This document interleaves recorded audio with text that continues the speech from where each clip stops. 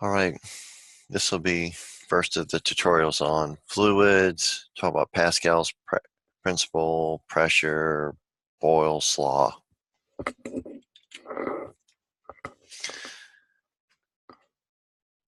So this first problem has to do with Pascal's principle. Essentially, you put a force on the first piston of a certain area, then that a force exerted because fluid is pushed through the piston system, hydraulic fluid in this case, to the second piston where there's an upward force on this piston. To keep the pressure the same, the force will have to be bigger in this case because the area is bigger because pressure is force divided by area. So let's consider that. And so for part A, we're going to consider the pressure of the fluid. So pressure is equal to force divided by area, as we've mentioned. And so the pressure is going to be a 10 Newton force. And then we're talking about the first piston here, this piston over here. About 2 centimeters. We're going to convert that to meters to get the units right. So it's going to be 0.02 meters squared.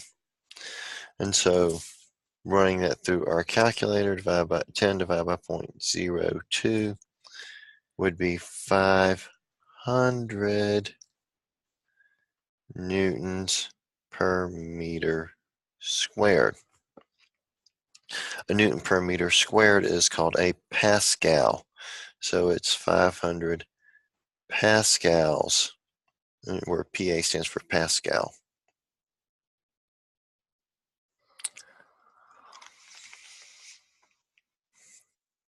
So that's totally fine. We go to part B. We want to know the force exerted on the fluid. We already have the pressure,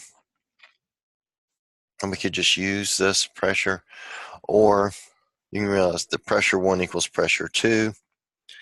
And so you can say F1 divided by A1 equals F2 divided by A2. Solving for F2, F2 is equal to F1 divided by A1 times A2. But F1 divided by A1 is this pressure from the first problem, so it's the pressure from the first problem times A2. So our force 2 is going to be 500 newtons per meter squared, because that was our answer from the first part, times what? The 100 centimeters, move it 1, 2, so that's going to be 1 meter squared. So you're going to get 500 newtons of force. If you go from 10 newtons to 500 newtons, that's a 50 times increase in the force. And that's the advantage of using this hydraulic jack system. Now, if we look at a problem on Boyle's law essentially says that P1 V1 equals P2 V2. So essentially the pressure and the volume are inversely related. So initially, if the pressure of the gas is 1 atmosphere or 101 kilopascals, volume 0.3 meters cubed. Final volume, if you increase to 3 atmospheres at constant temperature. I'm just going to stay in atmospheres because that'll make this particular problem easier. We want to know that final volume, so V2 equals P1 V1 divided by P2. So what's P1? 1 atmosphere,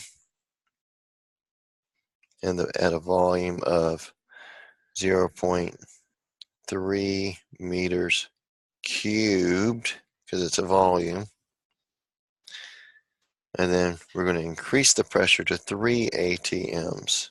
So ATMs are going to cancel. So we're going to say 0.3 divided by 3, or we'll say 0.1 meters cubed would be the final volume.